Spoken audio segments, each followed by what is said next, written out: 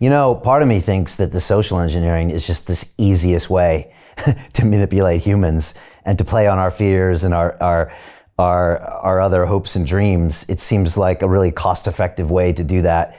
Do you think about that sometimes, and how we can all easily be swayed, and now with all sorts of different ways to manipulate reality, how that could be a possibility? I think Harari kind of posited that as these machines creating these super religions of the future where we won't even know the narrative that we're following is AI generated. It's definitely a concern. So my background in cybersecurity, and usually we are concerned about direct hacking, zero-day exploits. But if you have that level of capability in terms of social engineering attacks, that's much more powerful, almost undefensible. And yes, you can have persistent deepfakes, not just an image you show, not just a video with sound, but over weeks, over months, you can display something absolutely made up to a person, shifting their behavior in a direction you would like to see. Wow. Something you've gone deep on, which is, what does this kind of mid-game or end-game look like?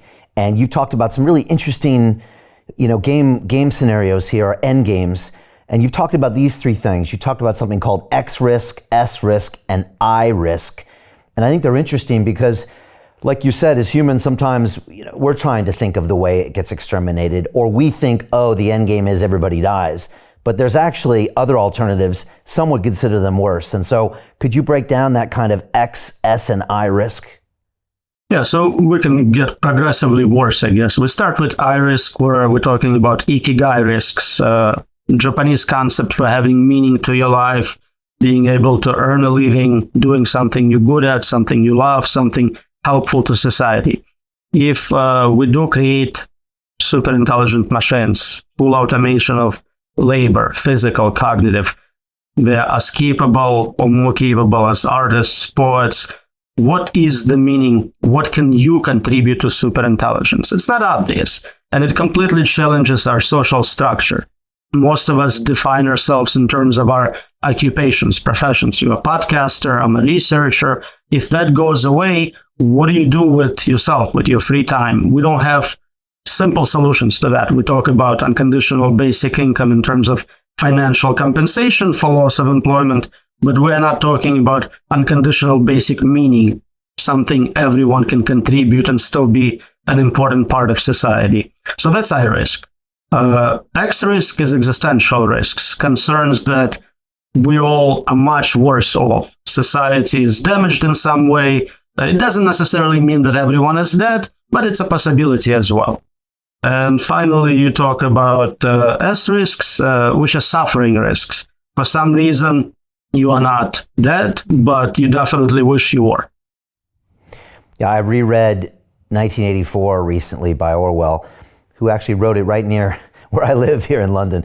And that looks like a bit of an S risk, perhaps. There's this society that's set up, not obvious who's running it, but technology is a huge part of it, this ubiquitous technology. And it looks like a long-term suffering game. I guess that could look a bunch of ways, right? But that's what I think of when I think of potentially one of those scenarios. Absolutely. I remember in a book where they have a device which reads your mind to figure out your worst fears and optimizes for that. That would be an example, absolutely. Yeah, now that I'm thinking the end of that book, and it's a bit of a dark read, or I listened to it. They actually take him into his deepest fears. He doesn't really know how they know, but he takes them there. You mentioned universal basic income, and I maybe want to go a little deeper on that, because I always hear that touted by so many people as this obvious and perfect solution. And for me, it never sat right with me at all. I don't see that as a solution. First of all, I see a huge modicum of control by some entity that doles out that income, but also I realize in my life that my struggles and my purpose is such a big part of my life. And I can't imagine a place where I wouldn't have to do things, I guess, to survive. What are your thoughts on UBI? Also, this kind of WorldCoin and this iris scanner and one of the Altman's projects, I think is trying to kind of offer that as a solution. What does your gut feel about that? I'm not against a basic safety net where food and emergency medical care and things of that nature are basically given to everyone because it's the lowest level a human being should be at. Anything above that, anything you want to be special, to be sort of what rich elite people enjoy today, should be earned, should be something based on your performance, merit, in my opinion. So it's a mixed answer. It helps avoid obvious problem with extreme technical unemployment. We've seen what happens when 10, 20, 30% of population is unemployed. We've never seen what happens at 80, 90 and above. And it's probably not pretty. It's pretty ugly, and you want to avoid those violent revolutions. So you do need to provide some sort of safety net for people. Now, again, this is just a small part of it, financial aspect. What about free time, social interactions? All that is definitely not resolved. What Altman is doing with WorldCoin is not obvious. So he's definitely trying to get personal accounts for every human in the world. Yes, 8 billion accounts, so everyone is known, everyone is tracked, everyone is accessible. And it's interesting to see that he kind of plans for succeeding with his AGI project. He already has another startup for generating energy in sufficient quantities to do that. And now we see this WorldCoin project with both controlling and manipulating financial aspects of the system at a global scale. So Jim Rickards has just recorded a video that's not available to anyone in the public, and he's going to be talking about how this upcoming recession is going to be fast, it's going to be bloody, it's going to be nasty. But at the same time, he's going to show you how you can position yourself to profit from all of this chaos. Now, we've made this video only available to our viewers. Go to londonreal.tv/Jim. Watch that immediately. I can't say enough good things about Jim Rickards. He understands the global economic system better than any guest I've ever had on London Real. His predictions are almost uncannily true, and you can learn how to profit from his vision, from his expertise, and his understanding of economics. So go to londonreal.tv/Jim or click the link below. It's an excellent, excellent look on what's going to happen in the future and how you can position yourself to profit from that. Jim is one of the best in the business, one of my favorite guests on London Real, and he's very, very good at predicting the future and showing us all to profit from it. So click the link, and I hope you enjoy. Hey, do you want to profit from crypto? Then join my DeFi Academy. The Crypto DeFi Academy will help you create generational wealth. But don't take my word for it. Listen to my students. When I first got into crypto, I remember thinking to myself, I need to learn more. Brian Rose, learning crypto, learning DeFi, gotta do it.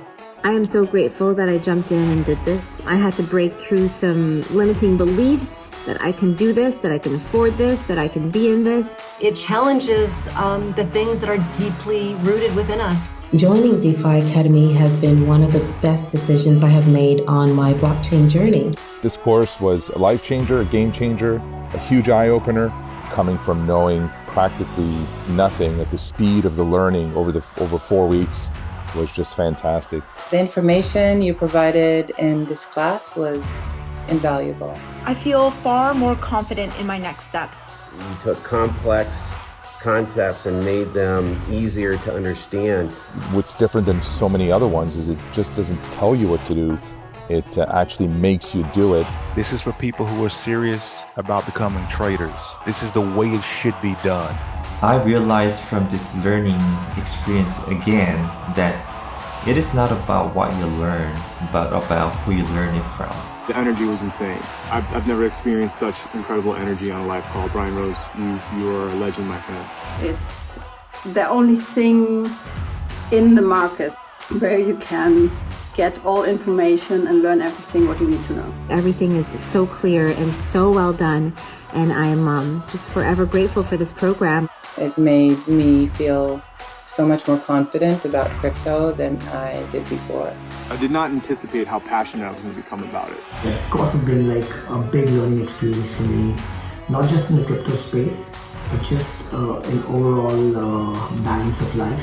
What I've learned is, how to take ownership, of my life in a way that I really hadn't before.